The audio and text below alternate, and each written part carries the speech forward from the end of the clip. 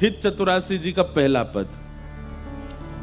जोई जोई प्यारो करे सोई मोहे भावे, जोई जोई प्यारो करे सोई मोहे भावे, जोई जोई प्यारो करे सोई मोहे भावे, जोई जोई प्यारो करे सोई मोहे भावे।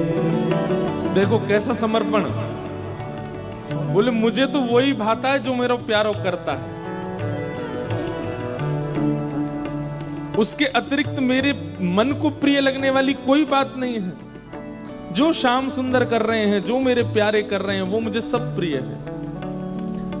भावे मोहे जोई सोई सोई करे प्यारे, भावे मोहे जोई सोई करे। अब ऐसे भाव वालों के लिए हैं श्री किशोरी जी। ये वृंदावन के ब्रज के अंतरंग भाव, इनमें सबका प्रवेश नहीं हो पाता। अत्यंत गूढ़मय, अत्यंत रहस्यमय भाव हैं ये ब्रज के।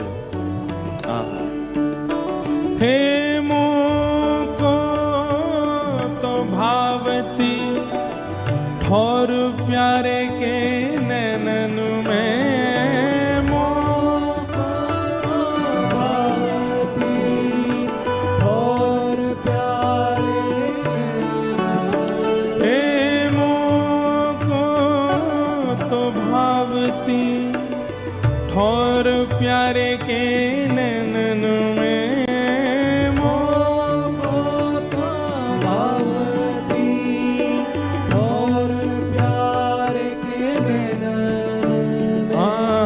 प्यारो भयो चाहे मेरे नैनन को तारे, प्यारो भयो चाहे मेरे नैनन के तारे। जोई जोई प्यारो करे सोई मोहे भावे, जोई जोई प्यारो करे सोई मोहे भावे, भावे मोहे जोई सोई सोई कर प्यारे, भावे मोहे जोई सोई सोई। अब ब्रज का भाव कैसा है? श्यामा श्याम दोनों सघन वन में विहार कर रहे हैं, और विहार करते करते किशोरी जी की चूनर एक वृक्ष के कांटे में इरज गई है, अटक गई है, फंस गई है। और जैसे ही किशोरी जी की चूनर फंसी है, उस चुनरी को सुलझाने के लिए श्याम सुंदर गए हैं। लेकिन जैसे ही श्याम सुंदर वहां गए हैं, श्याम सुंदर की काली कमली भी वही में इरज गई है। किशोरी जी भी इरज गई, ठाकुर जी की कमरी भी इरज गई। अब दोनों एक ही वृक्ष के पास खड़े हैं। सब सखियां दूर से निहार रही हैं, और दूर से निहार करके कई सखी कह रही, अरे ये दोनों श्याम सुंदर और किशोरी जी की देखो चुनरी और कमरी फंस गई है, चलो जाके याकू सुलझाए दो। तब बाकी सखी कह रही है, अरे तू काई को आगे जा रही है, तू रहन दे, इर्जी रहन दे। इन दोनों ने इर्जे दो सुरझत नाही, दोनों इरज गए हैं, सुलझ नहीं रहे हैं। गोपियां कह रही हैं, अरे ये दोनों अगर सुलझ जाएंगे तो कोई कहीं को जाएगा, कोई कहीं को, और फिर इनको देखवे के काजे सघन कुंज के भीतर जानो पड़ेगा। अच्छा है ना ये यहीं इरझे रहे, ताकि हम लोग यहीं बैठ कर के अपने नेत्रन से इनकी रूप माधुरी को दर्शन करते रहे। इरझे दो सुरझत नाही, इरझे रहने दो इनको, ताकि जब तक इर्जे रहेंगे तब तक नेत्रों को दिखते रहेंगे। बंधुओं, जैसे हम संसारी जीवों के लिए दर्शन के लिए सुंदर माहौल का होना, सुंदर दृश्य का होना आवश्यक है, ऐसे ही ब्रज के रसिकों के लिए प्रिया प्रियतम ही दर्शन के अधिकारी हैं। नेत्रों से केवल उनको देखते हैं। जैसे हम संसारी जीव कानों से कोई भी संगीत गीत सुनने के इच्छुक होते हैं, ब्रज के रसिक जन कानों से केवल और केवल प्रिया प्रियतम के भाव सुनते हैं।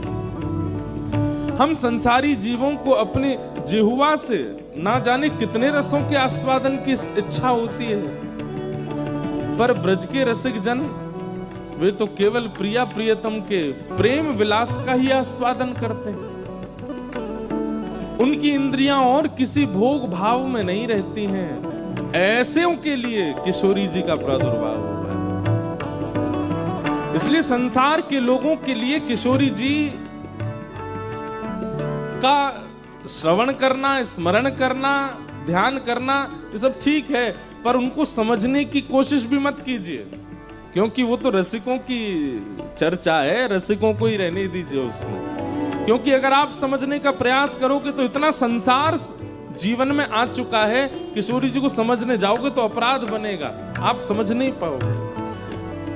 इसलिए जितना आचार्य चरण कभी कभी बता देते हैं व्यास मंचों से अपने प्रवचनों में, उतना बहुत है। जोई जोई प्यारो कर सोई मोहे भावे, जोई जोई प्यारो कर सोई मोहे भावे।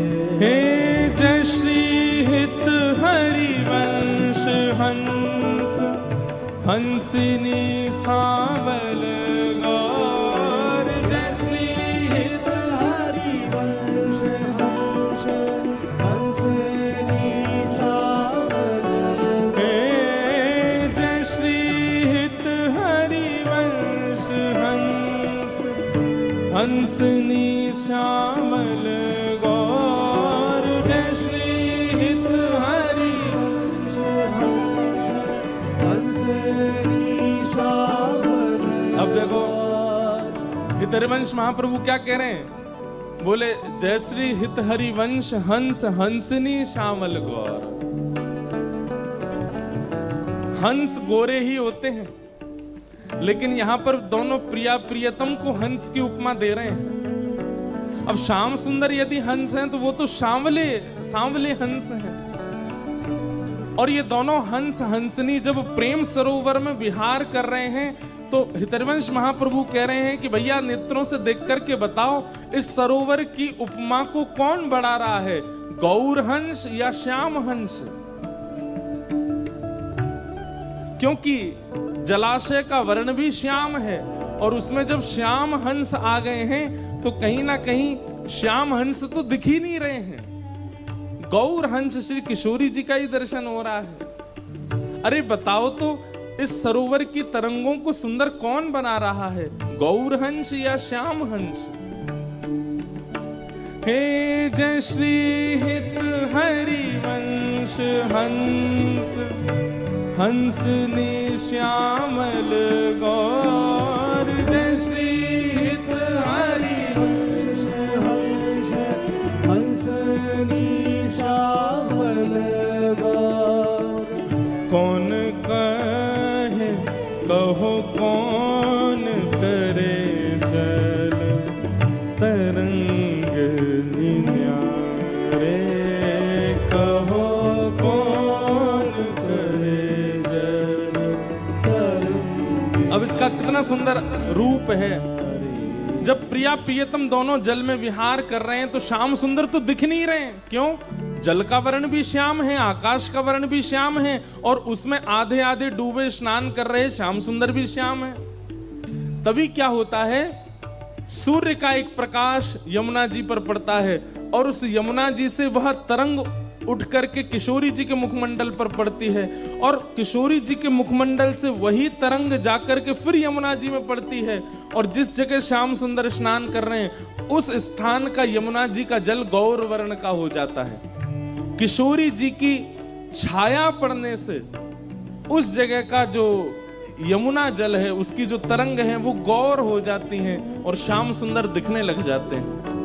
किशोरी जी श्याम वर्ण के यमुना जल में विहार करती हैं और किशोरी जी के प्रतिबिंब से यमुना जी का जल गौर हो जाता है और उसमें श्याम सुंदर विहार करते हैं। तब दूर बैठी सब रसिक और सखियां श्याम सुंदर का दर्शन करके कहते हैं, जय श्री हित हरि वंश हंस हंसनी श्यामल गौर। जय श्री हित हरि वंश हंस हंसनी श्यामल गौर। कहो कौन करे जल तरंग